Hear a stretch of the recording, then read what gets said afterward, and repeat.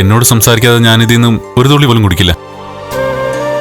എന്തിനാ എന്നെ ഇങ്ങനെ വേദനിപ്പിക്കുന്നെ? എടോ, താൻ ഇവിടുന്ന് അമ്പലത്തിൽ പോകുന്നു പറഞ്ഞാ പോയത്. അവിടുന്ന് ഡോക്ടറെ അടുത്തേക്ക് പോകുന്ന കാര്യം പറഞ്ഞില്ല.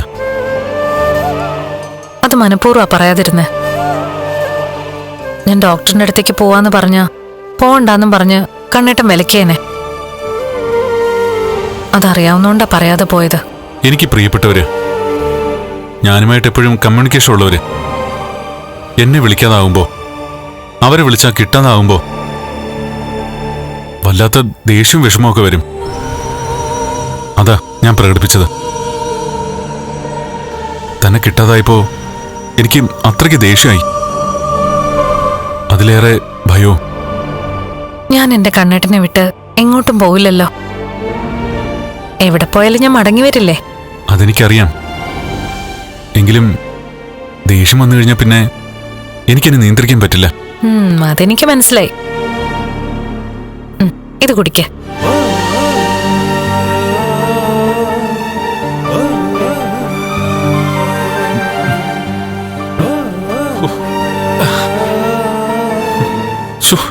എന്തൊരു കയ്പാ! എന്നെ എന്തിനാ ഇങ്ങനെ കഷ്ടപ്പെടുത്തുന്നേ? ആ കയ്പ് പിന്നെ മധുരമായിട്ട് തോന്നും കണ്ണേട്ടാ. എന്റെ ഈ അവസ്ഥ അത്രയ്ക്ക് തനിക്ക് ബുദ്ധിമുട്ടായി തുടങ്ങിയല്ലേ? അതെന്താ അങ്ങനെ പറഞ്ഞ? അല്ല, എന്നെ എഴുന്നേപ്പിച്ച് നടത്താൻ വേണ്ടിട്ട് താൻ ഒരുപാട് കഷ്ടപ്പെടുന്നുണ്ട്.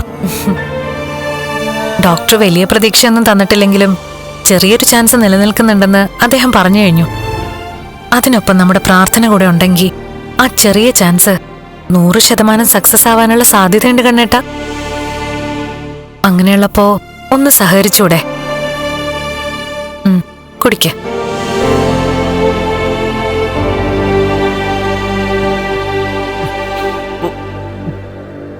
പ്ലീസ് പ്ലീസ്, കുറച്ചുകൂടെ പ്ലീസ്.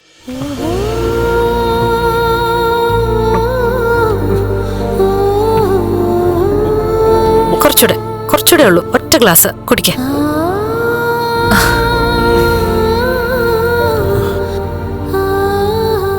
ഈ മരുന്നാണ് എന്നും കുടിക്കേണ്ടത്? കുറച്ച് ദിവസം. അത് കുറച്ച് കടുപ്പ കേട്ടോ. കയ്പ് മാത്രമല്ല, അത് ഉള്ളിലേക്ക് ചെന്നപ്പോ മൊത്തത്തിലൊരു നീറ്റിലുമുണ്ട്. നെഞ്ചിലും വയറിലൊക്കെ ഒരു കത്തൽ. അതൊക്കെ ഡോക്ടർ പറഞ്ഞതാ. ആരും കണ്ടെത്താത്ത മരുന്നുകളൊക്കെയാ അദ്ദേഹം തേടിപ്പിടിച്ച് കണ്ണേട്ടിന് വേണ്ടി തയ്യാറാക്കി തന്നിരിക്കുന്നത്. അദ്ദേഹത്തിന്റെ ശ്രമങ്ങൾക്കൊരു ഫലം കിട്ടണമെങ്കിലേ നമ്മൾ ആ മരുന്നുകളുമായിട്ട് പൊരുത്തപ്പെട്ടേ പറ്റൂ. ഇതുപോലെ ഒരുപാട് കഷ്ടപ്പെട്ടതാ മഹി എന്റെ കുട്ടിക്കാലത്ത്.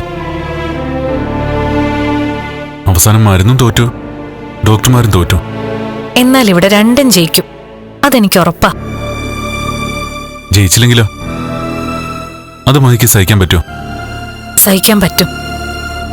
എന്റെ ഭർത്താവിന്റെ അവസ്ഥകൾ പൂർണ്ണമായിട്ട് മനസ്സിലാക്കിയിട്ടാ ഞാൻ ഈ ജീവിതത്തിലേക്ക് വന്നത്.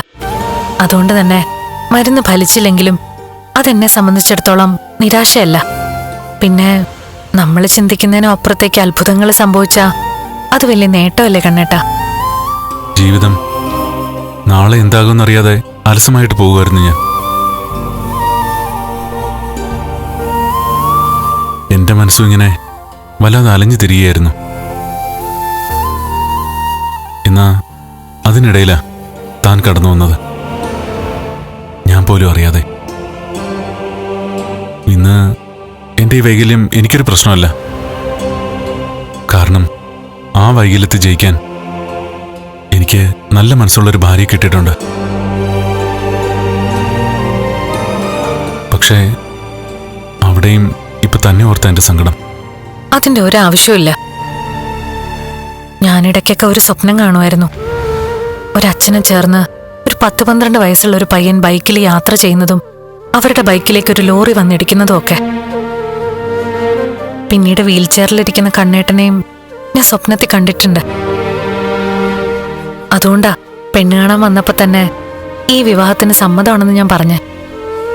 താൻ കഥയുണ്ടാക്കണോ? ഒരിക്കലുമില്ല. ഞാൻ കള്ളം പറയാറില്ല. ആ കാഴ്ചകളൊക്കെ ഞാൻ ഇടയ്ക്കിടയ്ക്ക് സ്വപ്നത്തിൽ കാണുമായിരുന്നു. എന്ന് വെച്ചാൽ അതിന്റെ അർത്ഥം എന്താ? വീൽ ചെയറിലിരിക്കുന്ന ഒരാള് എന്നെ പെണ്ണ് കാണാൻ വരുമെന്ന്. അയാളെ തന്നെ ഞാൻ വിവാഹം കഴിക്കണമെന്നല്ലേ? അതിന് അങ്ങനെ ഒരു അർത്ഥമുണ്ടോ?